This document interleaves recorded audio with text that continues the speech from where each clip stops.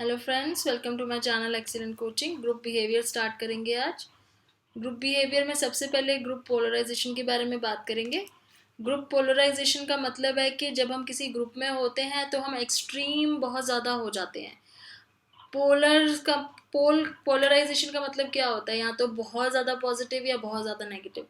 तो जब हम किसी ग्रुप के अंदर पार्टिसिपेट करते हैं तो हम मतलब हम लोग सेंटर का या बीच का नहीं सोचते। हम लोग या तो बहुत ही पॉजिटिवली सोचते हैं, बहुत नेगेटिवली, क्योंकि सबकी थिंकिंग मिक्स हो जाती है।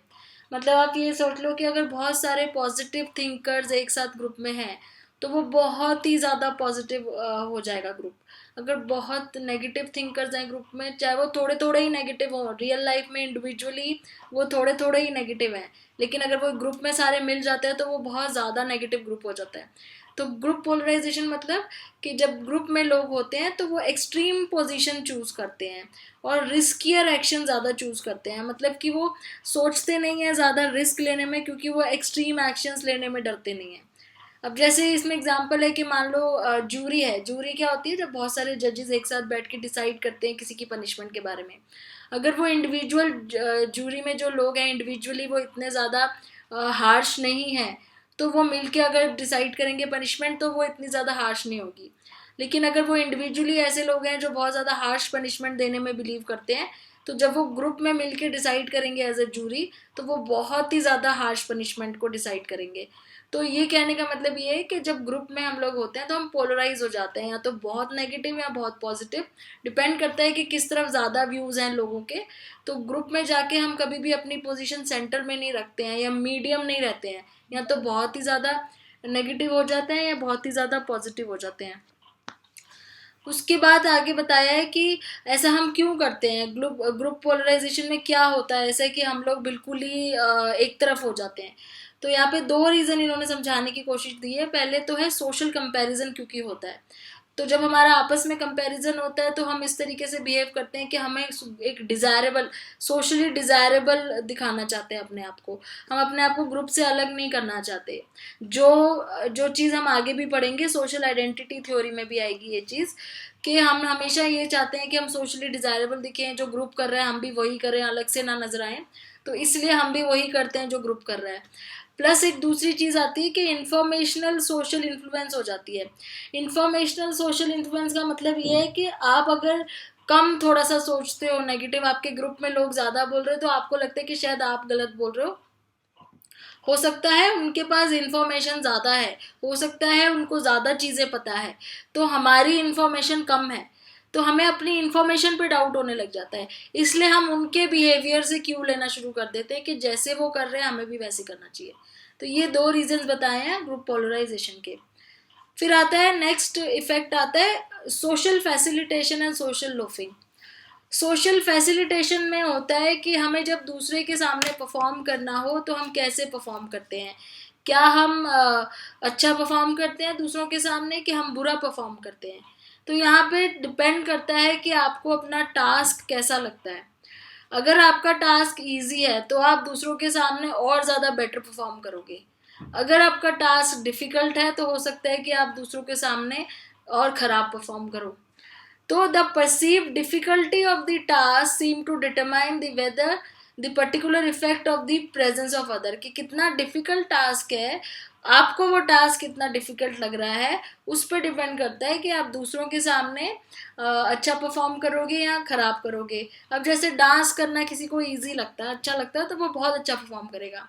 किसी को डांस करना बहुत मुश्किल लगता है तो वो दूसरों के सामने बहुत खराब परफॉर्म करेगा। If a task is perceived as easy, the presence of other people seems to improve performance. If the task is perceived as difficult, the presence of other actually has a negative effect. तो performance इस पे depend करती है आपकी कि आपको task कैसा लगता है। इस पर्टिकुलर फिनोमिना को हम बोलते हैं सोशल फैसिलिटेशन। जब हमारी परफॉर्मेंस के ऊपर दूसरों का पॉजिटिव इफेक्ट पड़ता है, जब हम और अच्छा करने लग जाते हैं, उसको हम बोलते हैं सोशल फैसिलिटेशन। लेकिन अगर नेगेटिव इफेक्ट पड़ रहा है, हम दूसरों के सामने खराब करने लग गए हैं, तो उसको बोलेंगे सोशल इम्पेयरमेंट। ठीक है, तो ये दोनों ऑपोजिट टर्म है। सोशल फैसिलिटेशन मतलब दूसरे लोगों की वजह से दूसरे लोगों के सामने आपकी परफॉर्मेंस और बेटर हो जाती है। सोशल इम्पेयरमेंट मतलब दूसरों के सामने आपकी परफॉर्मेंस डाउन चली जाती है। तो ये तो था दूसरों के सामने हम किस तरीके से परफॉर्म करते हैं उसके बारे में। उसके बाद है एक और नया वर्ड है यहाँ पे, सोशल लोफिंग। सोशल लोफिंग का मतलब ये होता है कि जब आप ग्रुप में काम कर रहे हो तो उसमें जो सबसे आलसी काम जो पर्सन होता है ना, वो सबसे कम काम करता है ये सोच के कि जब सारे लोग काम कर रहे हैं तो काम तो हो ही जाएगा, तो मुझे इतना ज़्यादा करने की ज़रूरत नहीं है। ऐसा बहुत बार आपने देखा होगा कि जब ग्रुप वर्क होता है तो उसमें दो चार लोग तो बहुत मेहनत करते हैं और एक आध लोग होते हैं जो बिल्कुल मेहनत नहीं करते हैं। वो सोचते हैं कि काम तो हो ही रहा है, चल ही जाएगा, तो वो बहुत कम काम करते हैं, क्योंकि अगर कभी कुछ खराब हो भी गया तो सबको डांट पड़ेगी, सबको सुनना पड़ेगा ना, खाली अकेले उस पर्सन को नहीं सुनना पड़ेगा जिसने नहीं किया है। तो ये एक्चुअली लेजी कैटेगरी के लोग होते हैं। People who are lazy tend not to do as well when other are also working, but they can do quite well when working on their own. तो ऐसे जो लोग हैं ना, इनको अकेले काम देना चाहिए, क्योंकि जब वो अकेले काम करते हैं तो वो काफ़ी अच्छा करते हैं। तो सोशल लॉफिंग में ये बता रहे हैं कि जब हम ग्रुप में काम करते हैं, जो लेजी पर्सन होते हैं वो काम कम करते हैं या नहीं करते हैं बिल्कुल भी, ये सोच के कि हमारी तो कोई अकेले रिस्पॉन्सिबिलिटी है नहीं, पूरे ग्रुप की रिस्पॉन्सिबिलिटी है तो वो कर लेंगे, क्योंकि वो लेजी होते हैं। लेकिन अगर आप उनको अकेले काम दो तो वो उस पर बहुत मेहनत करते हैं, क्योंकि उनको पता है कि अब जो है रिस्पॉन्सिबिलिटी वो सारी उनके ऊपर आएगी, अगर काम नहीं होगा तो उनसे पूछा जाएगा। इसको बोलते हैं सोशल लोफिंग।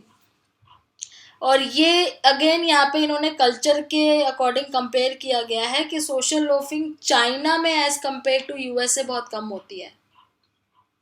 चाइना का कल्चर ऐसा है कि वहाँ पे लोग इंटरडिपेंडेंट कल्चरल व्यू पॉइंट है वहाँ पे ज़्यादा, तो वहाँ पे लोग एक दूसरे के साथ ग्रुप में काम करना, कलेक्टिविस्टिक सोसाइटी है, तो लोग काम करना एक साथ पसंद करते हैं, उनको लगता है कि मिलके काम करना ज़्यादा अच्छा होता है, तो उस तरीके से वो ग्रुप में ज़्यादा अच्छा काम कर लेते, तो वहाँ सोशल लोफिंग कम दिखेगी एज कम्पेयर टू यूएसए, जहाँ पे इंडिविजुअलिस्टिक सोसाइटी है, वहाँ पे लोग अकेले काम करना ज़्यादा पसंद करते हैं और वो अपने सेल्फ की इम्पोर्टेंस पे ज़्यादा ध्यान देते हैं, तो वो ग्रुप में इतना ज़्यादा पार्टिसिपेट नहीं करते हैं। तो ये भी कल्चरल डिपेंडेंट ही है ये वाला फिनोमिना भी। तो फिर आ जाती है आपकी समरी। जो अभी तक हमने पढ़ा, कंफर्मिटी, उसके बाद कंप्लायंस, उसके बाद ग्रुप पोलराइजेशन, ओबीडियंस, और social facilitation, social impairment and social loafing. अब इसके बाद हम करते हैं इसका क्विज जो यहाँ पे दिया हुआ है। सबसे पहले है question number 1, a person's conformity in a situation like Asch line study. ये आपको अगर स्टडी याद है, वो लाइंस वाली स्टडी थी जिसमें एक लाइन स्टैंडर्ड लाइन थी और बाकी दो लाइंस को उनसे मैच करना था।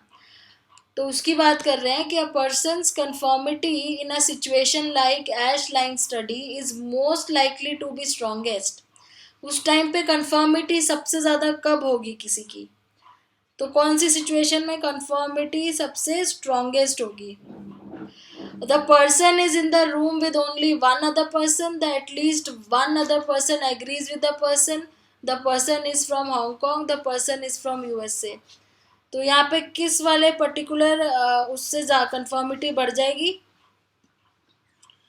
तो इसमें अब आंसर देखो, the person in the room with only one person, अगर दो ही लोग हैं तो ज़रूरी नहीं है कि वो दोनों आपस में एक दूसरे से कंफर्म करें, इसके लिए ज़्यादा लोग होने चाहिए।